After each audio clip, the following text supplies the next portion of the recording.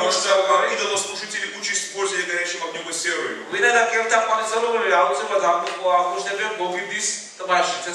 Эти грехи не только убивают верующих здесь на земле, духовно убивают. Это проблема вечности. Великое информационное сражение происходит на земле. Поле брани сердца человеческое. И мы сражаемся за бессмертные души. Только один путь в небо — это Иисус Христос. И хочется, чтобы его нашли очень многие души сегодня. И тогда я рассказывал на прошлом занятии, как постепенно приходило идолопоклонство в церковь. И тот, кого мы называем Геродотом христианской истории,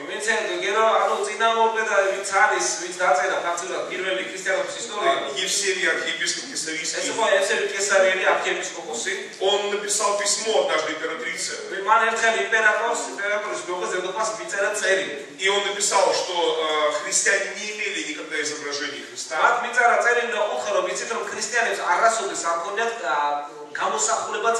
Что в христианстве неизвестно изображение.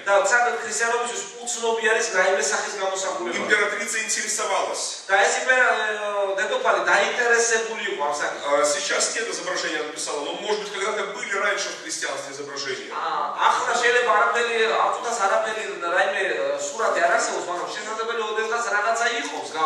Это было уже спустя лет 20-30 после уже легализации христианства.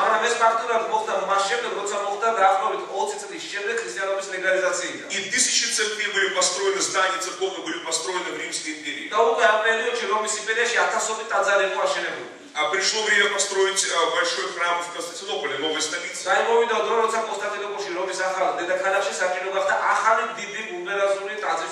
И у жены императора была идея, нельзя ли было украсить изображением Христа.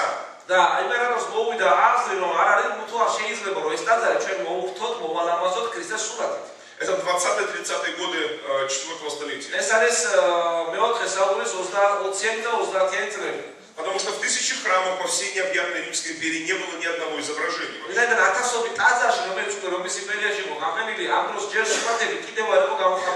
И она обратилась к известному специалисту в этом вопросе. Потому что Евсевий Кесарийский, он написал церковную историю. И он собирал информацию со всей империи.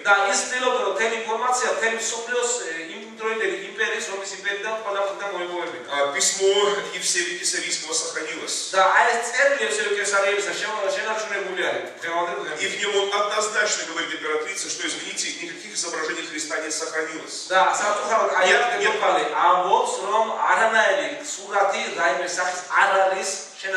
Он говорит, даже если где-то и есть изображение, это не христианские изображения. И даже портретное описание мы не сохранили. Да, описание, как чтобы как по фотороботу составить.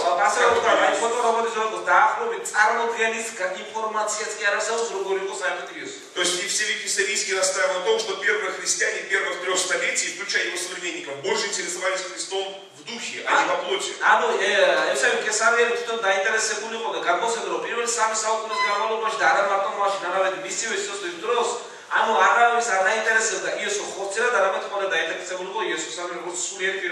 Это очень важное свидетельство. Это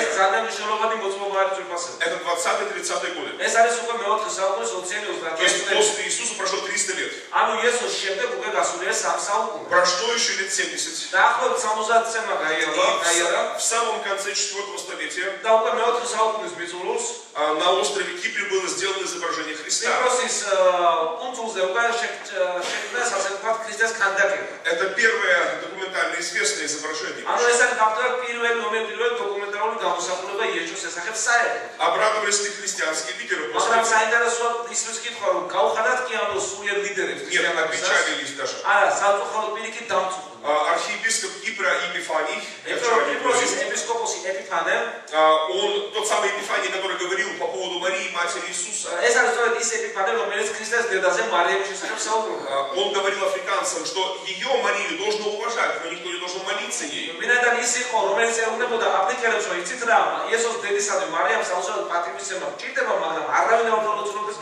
И тот же самый Епифаний Кипрский, он это изображение собственноручно уничтожил.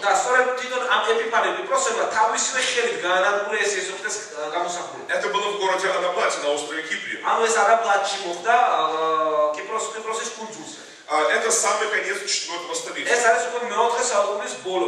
Но в начале 5 столетия вся ситуация изменилась. А почему? Потому что вмешалась политика большая. Был ярко выраженный политический заказ императора на смешание с язычеством.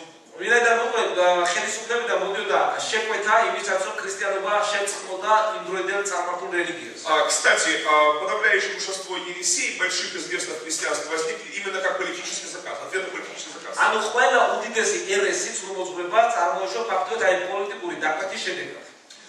Церковь, она не от мира сего. И учение церкви не должно быть пересматриваемо в угоду сильным века сего.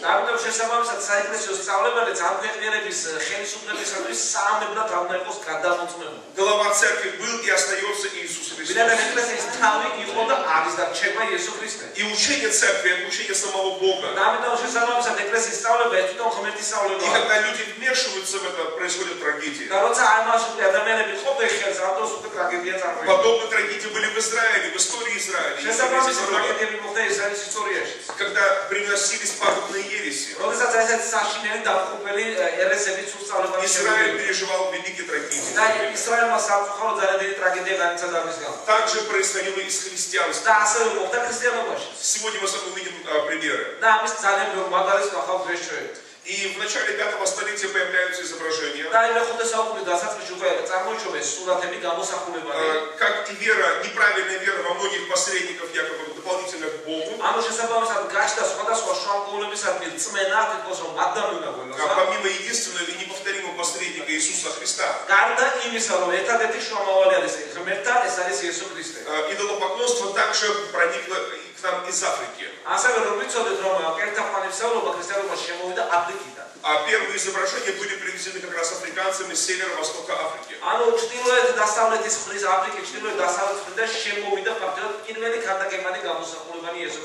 Тогда, когда были репрессированы очень многие богословы, Иерусалимский патриархат, Антиохийский патриархат.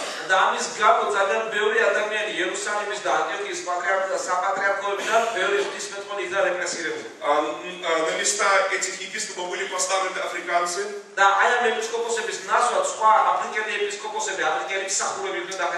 Проблема была не в том, что они были африканцами. Проблема в том, что они были монахами, и они были гностиками.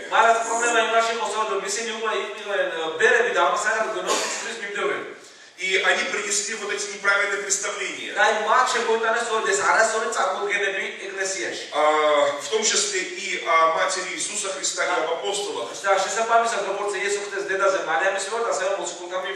Гностики считали, что материнство — это проклятие. Материнство, да. Рождение детей.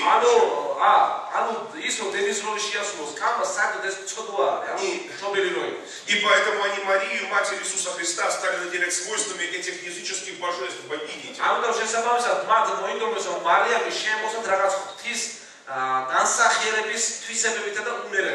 И хотя в Новом Завете говорится о детях еще, о Марии и Иосифа, и в этом ничего не было зазорного абсолютно, то гностики, придя к власти, они стали говорить, это, мол, дети, мол, не Марии и Иосифа, это, мол, их приемные дети.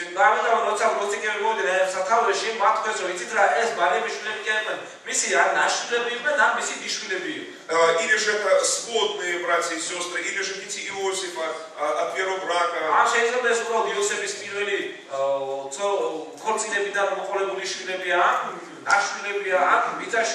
Или это духовные братья и сестры. Но десятки разных версий версии были მაგრამ использованы. 1000 სხვადასხვა ვერსია იქნა გამოგონილი, რომ ეს ფაქტი დაეხმარა. Но то, что знали первые верующие, это было перечеркнуто.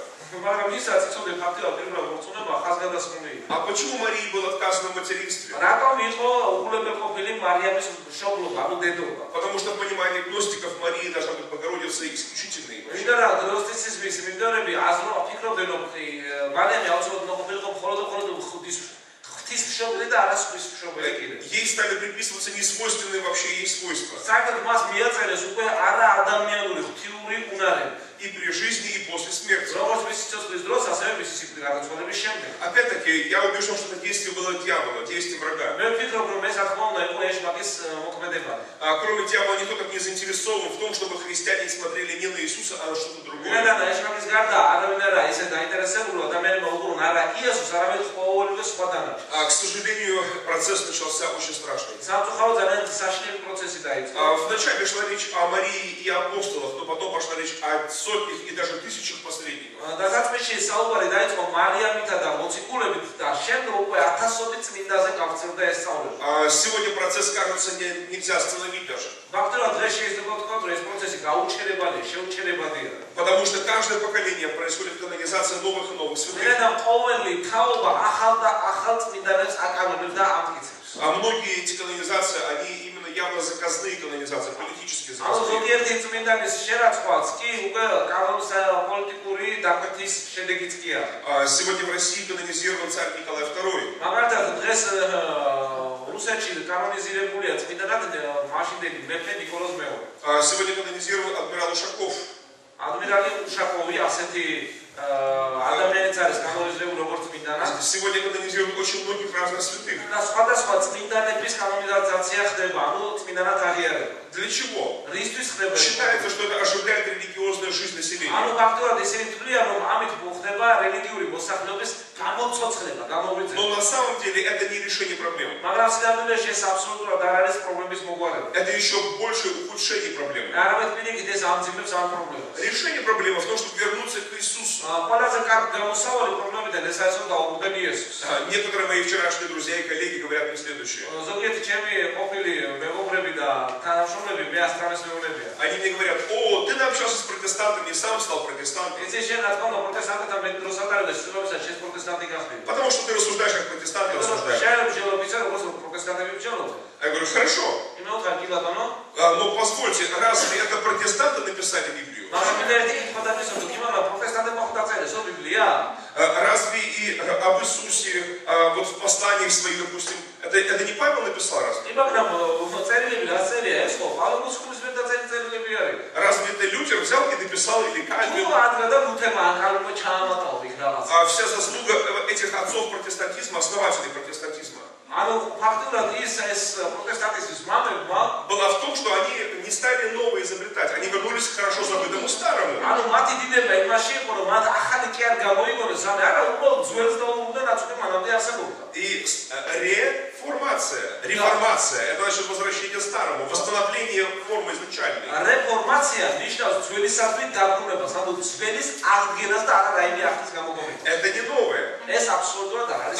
Абсолютно. აბსოლუტურად Просто оно ახალი. кажется новым нам сейчас. უბრალოდ ჩვენ გვეჩვენება ეს რომ ახალი არის. Но это хорошо забытые старые. მაგრამ ეს არის კარგად დავიწყებული Я წვეები. Бога благодарю за эти 5 столетий მე реформации. მადლობას ვუხდი აი ბოლო 5 საუკუნის რეფორმაციისა. На протяжении 5 последних столетий христианство восстанавливается. იმიტომ რომ ბოლო 500 წლის განმავლობაში ქრისტიანობა ფაქტობრივად აღდგენების პროცესს გადის. Происходит процесс восстановления изначально данного нам Богом. ანუ ფაქტობრივად ხდება ადრე მოცემული მაგალითის პროცესის აღდგენება. И по большому счету это не Лютер начал, не Кальвин. და სხვადასხვა ეს არც მარტინ ლუთერმა და არც კალვინმა არ დაიწყო ეს პროცესი. Я так думал, пока не стал изучать их биографию. მე ასე ვფიქრობდი, სანამ მათი ავტობიოგრაფიას კარგად არ ჩავსდევს ეკლესიასთან. Изучая их биографию, я убедился, это простые люди. მაგრამ როცა ჩავსდი მათი ავტობიოგრაფიას, ვფიქრობ, ეს უბრალოდ ადამიანები იყვნენ. Многие из них сомневались, და ზოგიერთი მათგან თვითონ დაეჭვებული იყო. боялись, колебались. ეჭვენოდნენ, ეშინოდათ და მეთხრეობდნენ. Они были подобны нам люди. ისინი ჩვენი მსგავსი ადამიანები იყვნენ აბსოლუტურად. Я понял, реформацию сделал сам Господь. მაგრამ მაშინ მე მივხვდი, რომ რეფორმაცია თვითონ უხორმა იესოს მოახდინა. Или я был подобный нам человек. და წერია რომ ილია ჩვენი მსგავსი кацი იყო. Он не был с нимбом над головой. და რაღაც ესეთი შარავანდებით მოსული ადამიანი Но молился, и дождь сошел.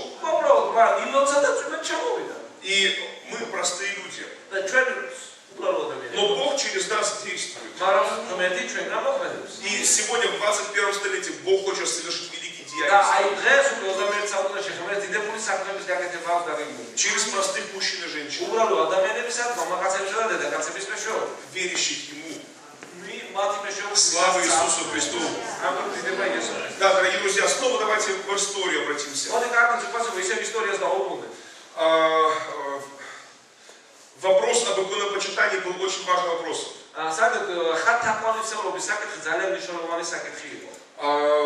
В начале, вообще в 6 столетии он стал вопросом уже политическим.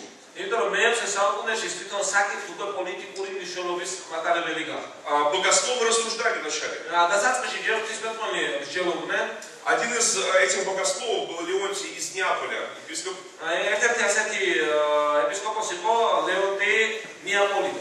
Он написал, что можно даже поклоняться перед иконой, это нормально, но не ради иконы самой, а ради того, кого она изображает.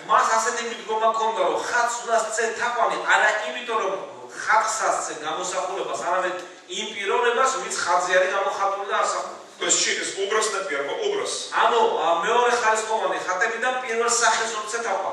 Вчера я, помните, упоминал Апулея, отличного автора. Так вот, Леонтий из Неаполя, по сути, провозглашал древнюю ересь.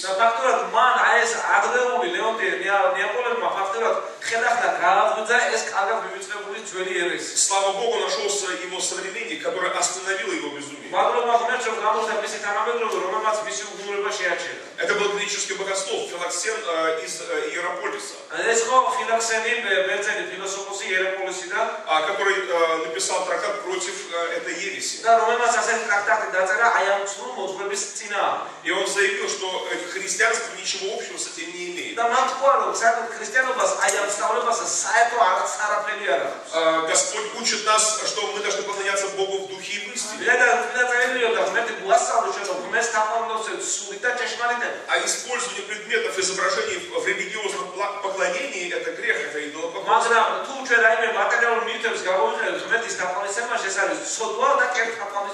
Кстати, вспомним медного змея. Бог не против изображения. Бог не против искусства. Мы знаем, в храме были херувимы чеканно работали. И мы знаем, что был сделан медный змей. Сам Бог повелел это сделать. Но Бог не повелевал поклоняться служить. Согласно и еврейским, и христианским толкователям Писания,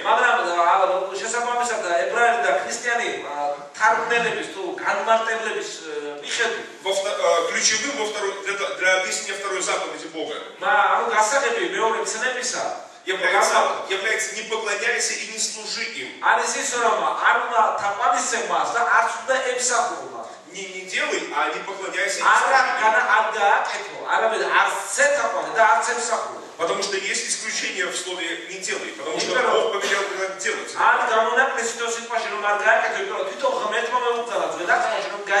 Иногда могут быть исключения в «делай». Но поклоняйся и служи только лишь Господу Богу. Без исключения.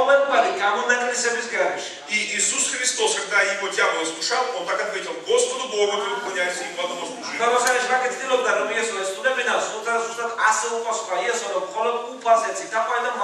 Это записано у Матфея 4:10. Это исповедание веры. Так вот, изображение медного змея было сделано когда-то.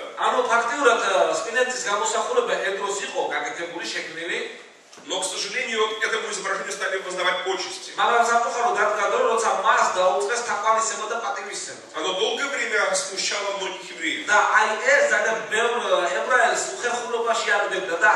В 4 книге Царств, 18 главе об этом написано. Во время царствования благочестивого царя Езекии, царя реформатора, который отменил высоту, срубил дубравы и в том числе истребил медного змея.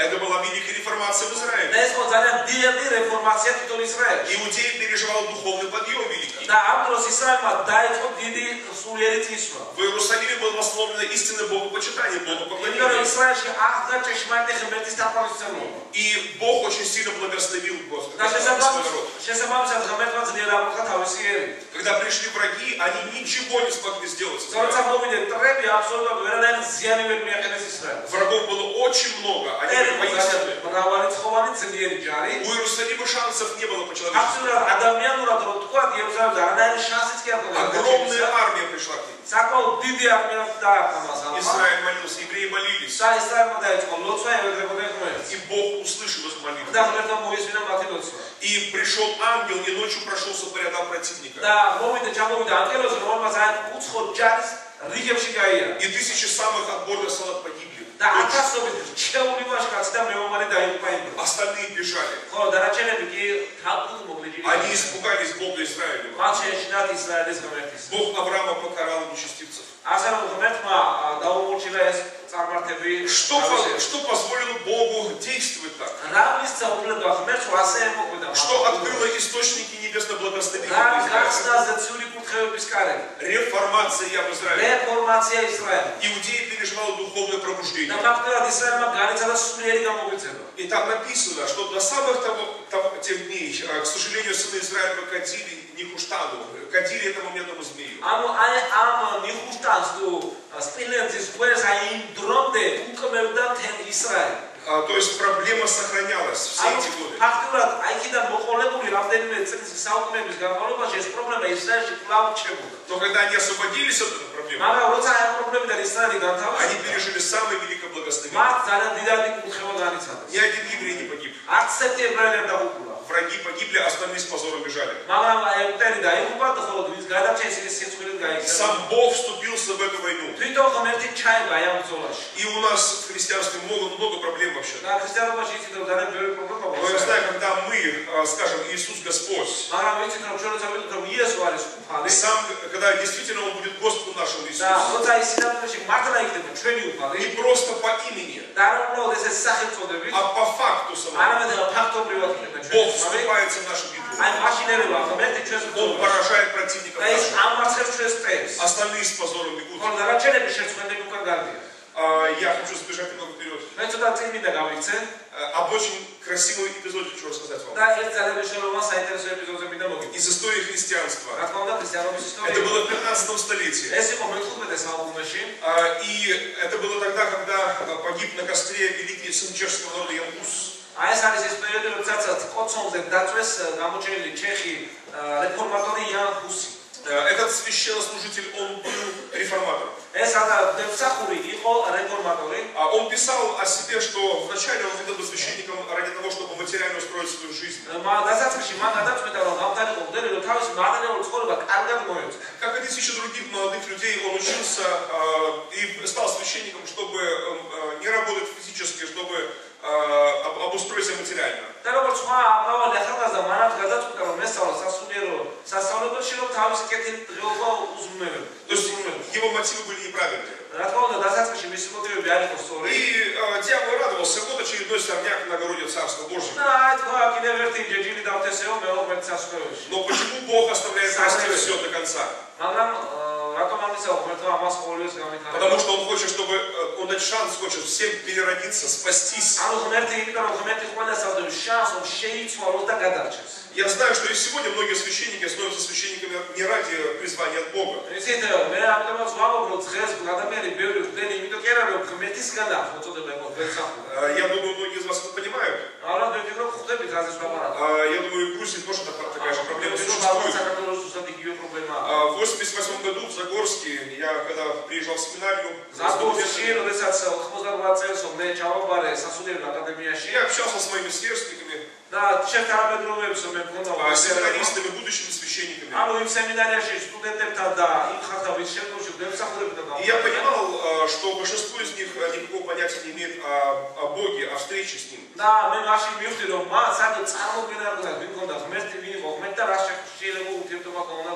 Подавляющее большинство из них пришло тогда просто зарабатывать деньги, потому что их родители были священниками. потому что они не хотели работать физически и хотели быть священниками. და რა თქმა უნდა, უმეტესობა მათგანი იმიტომ მივიდა, რომ ესწავლათ, რომ შესაბამისად არ ამუშავოთ ფიზიკურად, მათი წინაპრებიც იყვნენ მძლები და უფრო იოლად ეცხოვრათ და მოეწყოთ გამართით. А здесь, как говорится, тяжелее кадил ничего не поднимешь. Но Бог дает всем нам шанс спасения. Я думаю, многих из этих священников Бог сумеет покорить вере. И они будут не бездельниками, а делателями Царства Божьего. Не сорняками злыми, а добрым семенем, которое принесет много плода в Царство Божье. И Янгус, читая Слово Божье, он переродился. Он пережил рождение свыше. Потому что встретился с автором этой книги. Кстати, я в Московской области познакомился с этим священником недавно. Он стал Библию читать вначале на зло своей тещи. На зло своей тещи.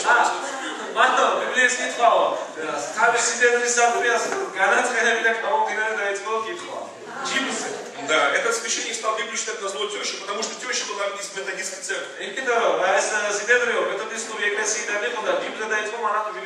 И она задавала вопросы, на которые он не знал ответа.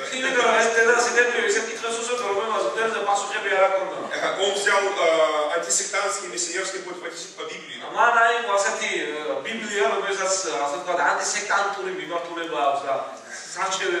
Он стал находить местописание, чтобы давать ответ достойный. Но потом он увлекся. И он стал Библию читать не на зло, а на добро.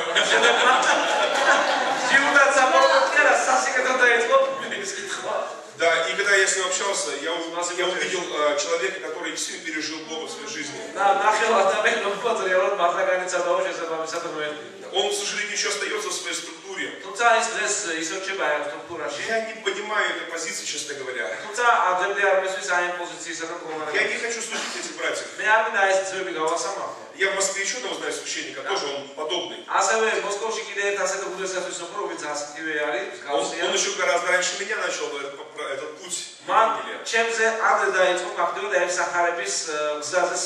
Но, к сожалению, он до сих пор в этой структуре. И я спрашивал, а у них было собрание московского духовенства. И привозили мощи, останки святого. И для них была честь оказана, они первыми поклонились, поцеловали эти мощи. Но я спрашиваю, а ты тоже поклонялся? Ну, а что поделаешь, с волками жить по-волчьи быть, говорит. Ну что ж.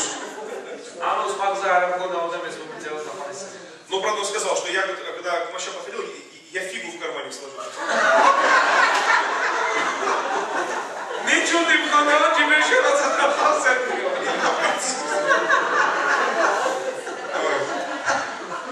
Но знаете ли, дьявола фиги не проведешь. Это не наши методы.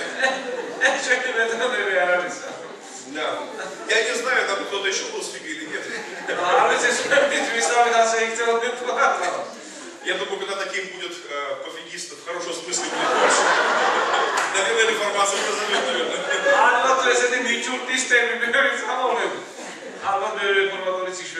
Ну, вообще, если серьезно, мне они напоминают этих плотов, которые мучаются каждый день, видя и слыша дела беззаконные. Однако уже сидят в своей стране.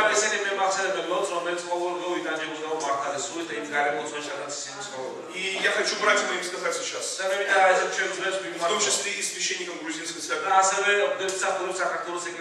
Братья, давайте встанем как реформаторы, поднимемся как реформаторы. Бог хочет нас видеть своими детьми, своими служителями, чтобы мы несли Слово истины, Слово Божье. Потому что с нас больше спрос. Потому что гибнет народ из-за недостатка видения. И многие из нас, из священников, они просто успокаиваются, пытаются успокоить свою совесть. А многие находятся в серьезной какой-то проблеме. Кто поможет нам выйти? Я молюсь об этом. Я призываю к этой молитве других братьев и сестер. Давайте не будем спешить судить, давайте будем спешить молиться. Это очень и очень важно. Было время, я тоже говорил протестантам, у вас свой Бог, у нас свой Бог. Да, было такое, я общался с одной женщиной. Я сказал женщине, у вас свой Бог, у нас свой Бог. У вас своя вера, у нас своя вера. Она стала говорить, вот, а вы знаете, я тоже думал, это секта, а меня Бог там исцелил. Я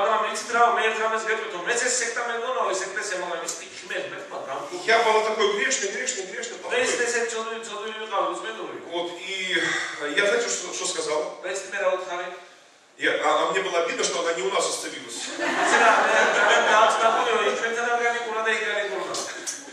Знаете, как в том анекдоте, когда звери собирались вместе. Знаете, что она говорит? А мне папа велосипед купил. А девчонка говорит, а мне самокат. Короче, всем что-то купили. А медвежонок сидит, а ему ничего не купили. А мне, а я вам всем морду набью. А я вам всем морду набью. И вот я слушал, там такие чудеса рассказывают. Я говорю, знаете, говорю. Я сказал, это вас дьявол исцелил вообще. Да, не потому что я на самом деле так думал. Ну, я может так думал, но я бы так не сказал бы. Просто мне было обидно, что она не у нас исцелилась. Она еще сказала, что перед тем, как пошла к писятникам к этим, она, значит, ходила по храмам, всяким мощам, монастырям, и ничего не помогало ей.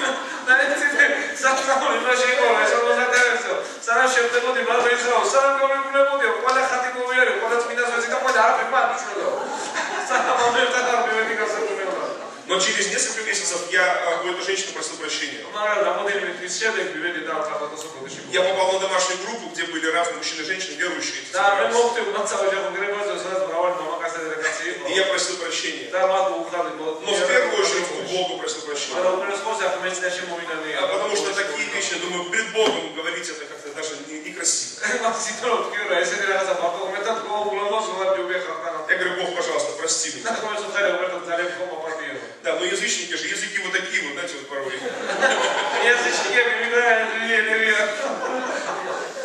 Кстати, я встал на колени и молюсь.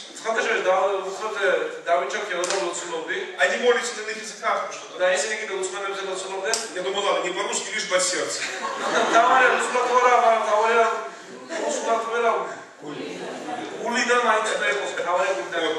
И, значит, я пока молюсь, и упал я. На пол упал. А я ж не знал, что там падают вообще. Меня ж не предупреждали вообще. Я в шоке. И не под этим делом, и валяюсь. В чужой квартире. Я так, глядь, они не заметили еще. Думаю, надо побыстрее вставать. Но хочу встать, не получается. Вау, меня как будто прижимает. Я так, глядь, ничего не видно. А мне молятся что-то. А а я не могу подняться. Знаете, это как подучие, что ли, что такое, я говорю, страшно, думаю. Вот думаю, сейчас или никогда. Я думаю, резко сейчас вскочу, совсем дурью. Но ничего не получилось. Я скажу так, такое пережил. Меня буквально вдавило в пол. Аж слезы навернулись. Это не видно было, но физически ощутимо было очень серьезно. Я не мог шевельнуться даже. Как будто на меня опустили плиту такую железобетонную. Я испугался. А потом стал думать. С кем я сейчас только что беседовал? С Богом. Так, а может это Бог? Когда я понял, что это Бог, мне было уже все равно, что я батюшка. Что я валяюсь в чужой квартире. Что подумают эти люди вообще? А за стенкой там я сдал, там прихожанки были с другого прихода, ну там соседи прихода. Кстати, так и выяснилось, что там соседка с банкой у уха стояла в стенке. Весь вечер.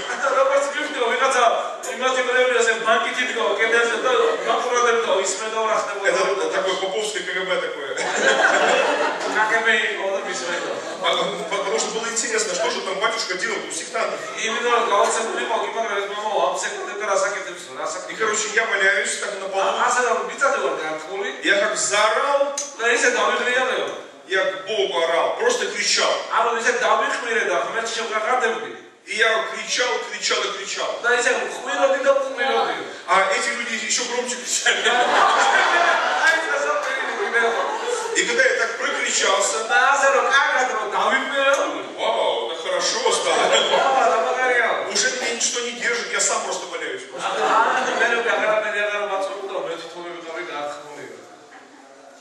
Знаете, я просто лежал, отдыхал. Знаете, как будто просто лежу. И я просто говорил, Бог, пожалуйста, прости. И знаете, потом я поднялся. Без бесов так хорошо.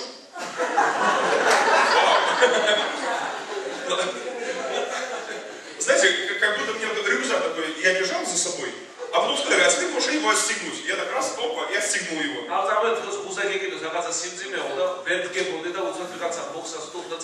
Знаете, духовный мир, реальный духовный мир. Если мы не Духом Святым наполняемся, если мы закрываемся от Божьего Святого Духа, автоматически открываются другие двери. Мы же не просто какие-то там атеисты, там, светские люди. Религиозные люди, они не могут, без контакта, без вот этого духовного. И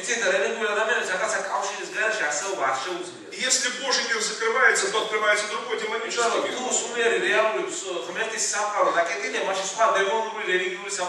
Кстати, читая Библию внимательно, я понял тогда в 96 году. Я понял, что во многих вещах, в которых я думал, что я служил Богу, я служил дьяволу. Это меня печалило. Очень сильно печалило. Знаете, я даже так пару раз подумал, думаю, зря, наверное, Библию открыл вообще для себя. Вот жил же нормальный батюшка.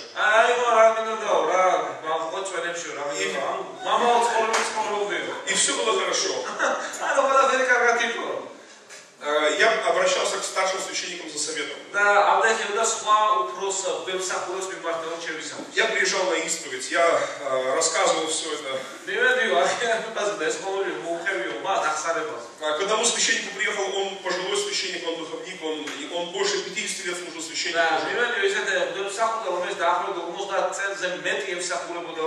Я ему говорил, отец Леонид, пожалуйста, но у меня столько сомнений, я уже сомневаюсь, вообще служители мне вообще или нет, и вообще правильно ли я делаю вообще.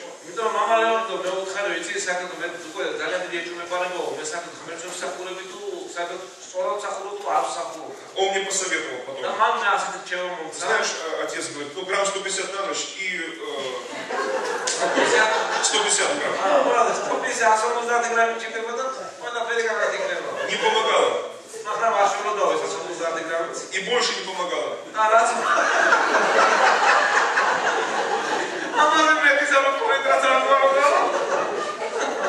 Да, сосуды расширялись. Но потом-то мозги включали все равно. Чувствуешь себя скотиной какой-то. И знаете ли, я Бога благодарю, что спасение, оно пришло через вот Слово Божье. И сегодня я многим священникам рекомендую это. Потому что Слово Божье, оно живое. Это не как нам раньше говорили, это не просто часть предания.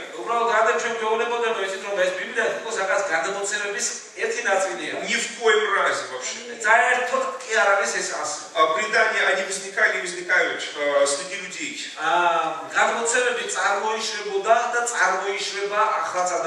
Многие из них очень хорошие, конечно. Некоторые из них на самом деле по откровению они пришли. Люди получали откровение именно от Бога даже. Это становилось преданием церкви. Но основная масса преданий, она ничего общего не имеет с истиной.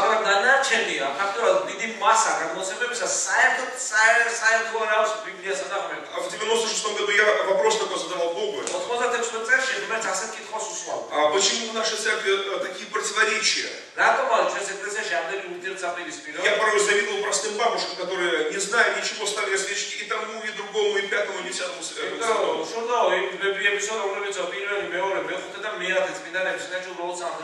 Но я-то знал их биографию, я знал их учение. И я знал, что многие из них учили диаметрально противоположно. Что совместить это невозможно никак вообще. Допустим, в том же самом 15 столетии, я потом расскажу еще. В России в 15 столетии были учителя такие. Один из учителей, Нил Сорский, он говорил, что нужно Библию читать всем людям.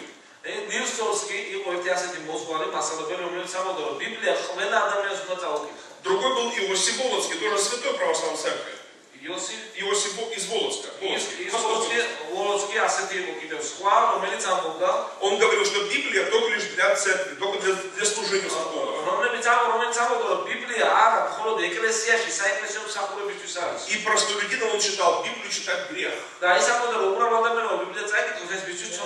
Он убивал людей. В его монастыре пытали людей и мучили, и убивали за чтение Библии. Наша православная инквизиция работала не меньше, чем западноевропейская.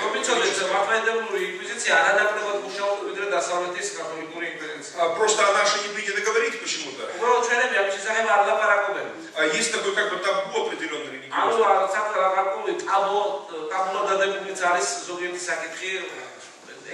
Но у нас пытали в монастырях и сжигали на кострах не меньше, чем в Западной Европе. Об этом говорят исторические факты. И вот святой Иосиф Волоцкий один из таких инквизиторов святых. А Нил Сорский, он прямо-таки противоположно учил. Он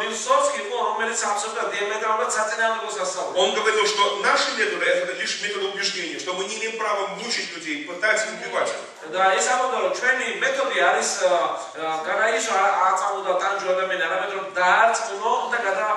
Он даже отказывал Иосифу Волоколамскому называться христианином, потому что он пытает и мучить людей. И много других было у них противоречий. Но вопрос о Библии, наверное, самый важный был вопрос. Церковь канонизировала и того, и другого. Хотя мнение именно Иосифа Волоцкого стало преобладающим в церкви. И в преданиях очень много противоречий. того, что взаимно исключает вообще. თანაც ურთიერთ გამომრიცხავიც კი არის. Как нам отличить, где правда, где истина? აი როგორ დავარჩიოთ სად არის ჭეშმარიტება და сад არის სიცრუე. Есть Священное Писание. ამისათვის ასრულოს წმინდა წერილი. Богодухновенное слово. ეს არის ღვთის შთამონებული სული. Нам раньше неправильно говорили. ზოგადად ჩვენ ადრე არასწორად მეუბნებოდნენ. Я только сейчас это понимаю. მე უბრალოდ ეხლა ხავხტები ამას. Нам говорили, к примеру, как вы думаете, почему в Библии мало говорится о Марии, о матери Иисуса Христа? ზოგადად მეუბნებოდნენ, კიბერა თქვენ რატო როგორ ფიქრობთ, რატო მალე ასე ცოტა რამ ნათქვამი ბიბლიაში იოსებ Иисус дедაზე Мария. Потому что Мария якобы она попросила евангелистов очень мало не писать. თითქოს მარიამმა თხოვაო მახარებლებს რომ მის შესახებ თითქმის არაფერი არ დაეწერა. Она якобы была такая смиренная, такая скромница, что решила как бы уговорить евангелистов не писать о ней. ანუ ფაქტობრივად ისეთი თავდაბალი იყო, ისეთი თავდაბალი რომ თხოვაო თითქმის არაფერი არ დაეწერა თუ მის შესახებ. И те согласились, хорошо, нет проблем. проблема. Знаете ли, я в это верил тоже раньше. Но потом я осознал, Библия, она не человеком вдохновленная, а Богом вдохновенная.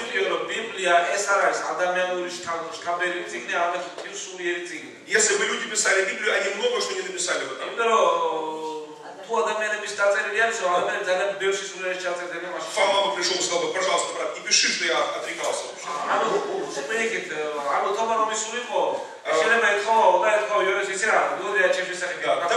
Давай пропустим вообще.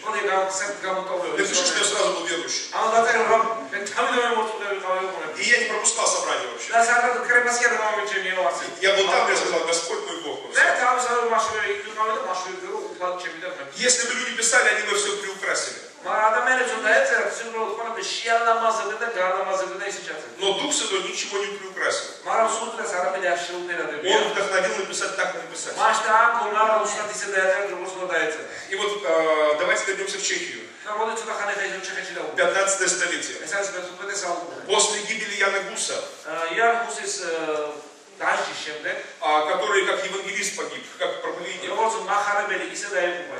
него требовали отречься, по сути, от евангельского учения. От понимания спасения через веру в Иисуса Христа. Он умер как герой веры. Но после его смерти Чехия возмутилась. Маленький чешский народ бросил вызов всей Европе объединенной.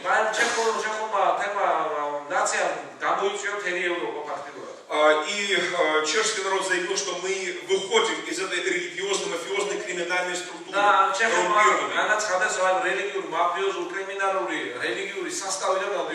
Мы хотим верить так, как сказано в Писании. Королева чешская поддержала это пробуждение.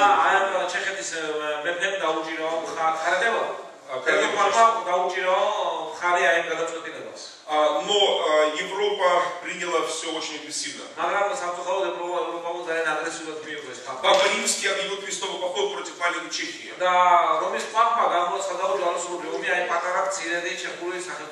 В школе порой нам говорят, в школах говорят, в институтах, о крестовых походах на восток. Но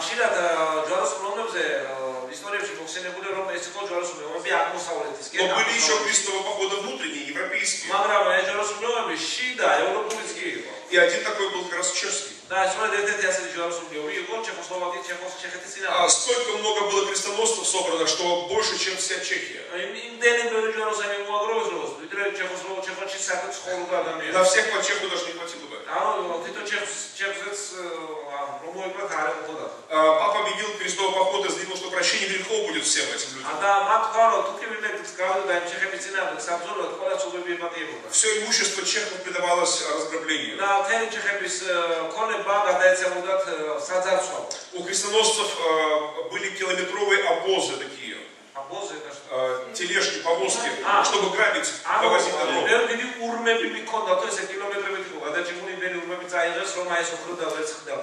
Это была интернациональная европейская армия. И они остановились на границе с Чехией. В Чехии был объявлен пост и молитва. Они 3 дня молились и постились. Армия чешская была очень маленькая.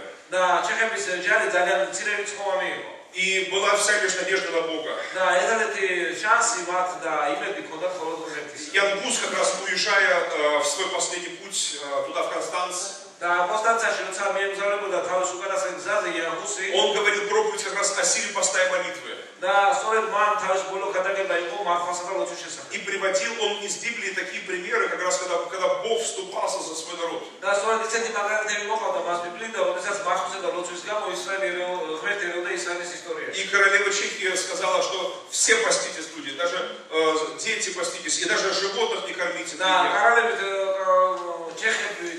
ჩეხების დედოფლმა გამოაცხადა, რომ დიდი ან პატარა ცხოველია, რომ ყველას ემართულა. Пусть все вопиют Богу. და ყველა შეერევა და ღმერთსაც. И Бог услышал молитву народа. და ღმერთმა მოისმინა რა თქმა უნდა ერის ლოცვა. А крестоносцы стали спорить друг с другом. და რა მოხდა? ჯაუშები ერთმანეთში დაიწყესოდა. Они стали делить шкуру с неубитого еще медведя. ანუ ჯერ კიდევ მოუკლელი დავითის დათვის ბეწვის გაყოფაზე მოუხდა და ჯერ არ ყავდა მოკლე უკვე დაობენ. Они еще не убили его, уже делят его шкуру. მაგრამ არ მოუკლედა, მაგრამ მის თავზე უკვე გეცხედნენ, ანუ ჩემი არაჩემი. Они уже делили, чем будет Прага, чем будут замки. Да. Они делили Чехию. ჩეხოსლოვაკიის გაყოფაზე დაობენ. მოდიში. ჩეხეთის საქართველოს გაყოფაზე. ვის სასახლე შეხვდებოდა Крестоносцы делили Чехию уже. ანუ ჩეხეთის სახელმწიფოს დანაწევრებაზე მიდი. Ну и всем показалось, что их обделили в этом разговоре. და ყველას ეკონა რომ მოატყუეს რა ფაქტია. Они взяли за мечи генералы. ანუ За мечи взяли, схватились. ანუ მათ იშიგეს ხლები. Их оруженосцы, их армии стали друг с другом сражаться. და გენერლების სხვადასხვა გენერლების მიმართ დაიყვნენ და ერთმანეთის წინააღმდეგ დაიწყეს ბრძოლა. Спор перерос в сражение. და ეს კამათი ერთმანეთს შორის გადაეზადა ბრძოლაში. Они забыли, зачем пришли вообще. და საერთოდ ჩამოვიდნენ ჩეხეთს. Они стали убивать друг და друга. მათ დაიწყეს ერთმანეთის შხლება და Французы, немцы, итальянцы. Друг друга. გერმანელები, ჟანგები, ფრანგები, იტალიელები და ასე შემდეგ. И они бились сутки, бились вторые сутки. და რამოდენიმე დღის დღე და ხამის განმავლობაში Армии обескровили. და ერთმანეთი დაასისხლიანეს. То есть большинство их легло там мертвыми. და ფაქტობრივად უმეტესობა მაგრამ თვითონ მიიღე დაიხოს. И когда их уже оставалась меньшая часть, кому-то показалось, что большая армия чехов приближается. და როცა ძალიან ცოტა დარჩენა მათ მოეჩვენათ, რომ აი ძალიან დიდი ჩეხეთის არმიები ახლოვდება. На них напал страх. და ესე დიდი შიში მოვიდა მათზე. Они бросали амуницию, вооружение, დაყარეს მთელი ამუნიცია, მთელი აღჭურვილობა. бросали повозки, с позором бежали. და მთელი ეს ყველაფერი დაყარეს და შეცხლილები გარბოდნენ უკან. Только лишь еще через 2 дня чехи пришли на это место. უბრალოდ ორი დღის შემდეგ წლის მიოცეო ჩეხებმა იმ ადგილამდე. Чехи пришли давать бой. და ჩეხები მოვიდნენ როცა ეომათო. Они понимали, что пришли на смерть, потому что шансов у них не მათ было. ეს უნდა რა თქმა უნდა რომ შეწავიდნენ, მაგრამ ისინი ფაქტობრივად სიკვდილზე მიდიოდნენ. Но они удивились, когда увидели полное поле мертвых рыцарей. მაგრამ ისინი გაოცებული დაფიქრდნენ, რომ თერა ამ უფლისწულებია თუ მეომრების სასაკვა რაიმები იყვნენ დახოცილები. Как в Библии, долина Иосафата, знаете, вот как в Библии, вот именно противники все были мертвы. ანუ როგორც ბიბლიაში იყო, როცა გაიხედა თელი ჯარი დაინახეს დახოცილები. იოშაფატის შორის. Несколько дней они разгребали эту добычу, вооружение, амуницию, повозки все оттуда развозили. ისინი რომ ერთერი ხონება რაც მათ დაკავეს, წაიღო უკან. Ни один чех не погиб, крестоносцы погибли. ერთი ჩეხის გაუყურდა თელი ჯოროსები დაიხოს. А те, что с позором от страха бежали, ხოლო ისინი შეწყვეტილი უკან დაგობრდნენ. они по всей Европе страх разнесли этот. და მათ წავიდნენ რომ თელი შიში თელი ევროპაში გაავრცელეს. Они говорили, не ходите в Чехию. Там что-то страшное. Мы обезумели. Мы били друг друга. Знаете ли, Папа Римский, он не покаялся после этого. Религиозные люди, они более жестокие даже, чем светские люди. Он заявил, мы все равно будем собирать армию и снова пойдем туда. Генералы не хотели уже идти. Но папа сказал, идите. И он обвинил Чехию в колдовстве. То есть с больной головы на здоровую стал все валить, знаете ли. Но чехи молились Богу. И Бог совершил чудо. Когда вторая армия пришла, у чехов была уже побольше армия, чем у потому что Европа вооружила и Чехию. У них появились повозки, у них появилось оружие. Но все равно их было меньше гораздо, чем крестоносцев. И чешская армия в основном состояла из крестьян вчерашних. А здесь пришли солдаты, профессиональные. И они, крестоносцы, стояли на одной стороне, на одном берегу реки, а чехи на другом берегу реки. И чехи пели псалмы Богу. И днем, и ночью непрестанно пели.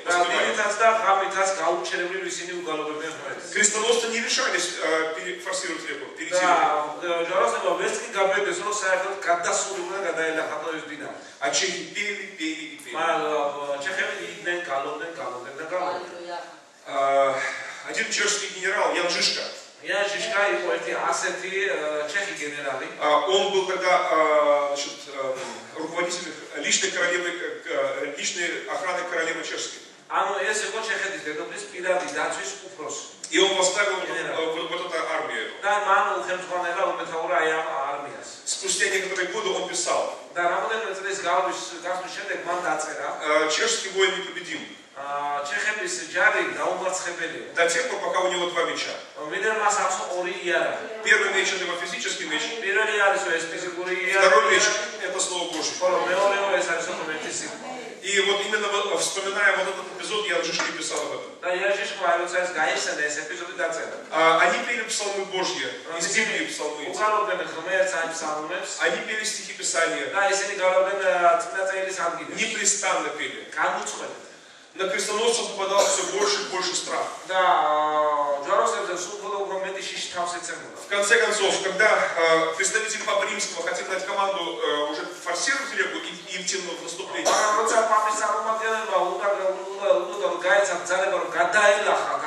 на крестоносцев напал сверхъестественный страх Божий. Они с позором бежали. Во время второго похода фактически никто не погиб, ни с той, ни с другой стороны. Крестоносцы бежали просто в панике. Напрасно представители Папы Римского убеждали крестоносцев остановиться. Бог совершил чудо.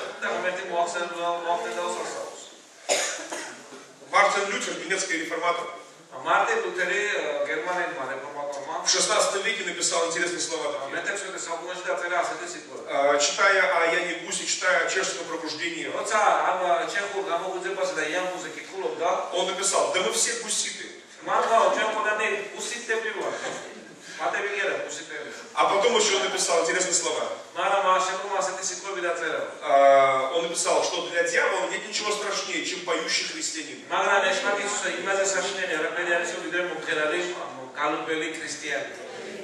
И когда мы воспеваем Бога, земля потрясается, узы слабеют, двери темниц открываются. Если ты чувствуешь себя избитым, или у тебя вот как будто бы колодки на руках, на ногах, колодки разные, ты чувствуешь, это может быть в финансовой сфере, в духовной сфере, в физической сфере, в здоровьей сфере. А знаешь, что нужно сделать?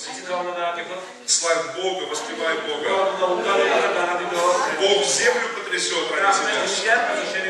И не только тебе будет хорошо, но и те, даже неверующие, что тебя послушают, им будет хорошо. Ради тебя Бог даст им свободу. Спасешься ты, спасется дом твой. И тысячи вокруг тебя. Слава Иисусу. Давайте мы сделаем сейчас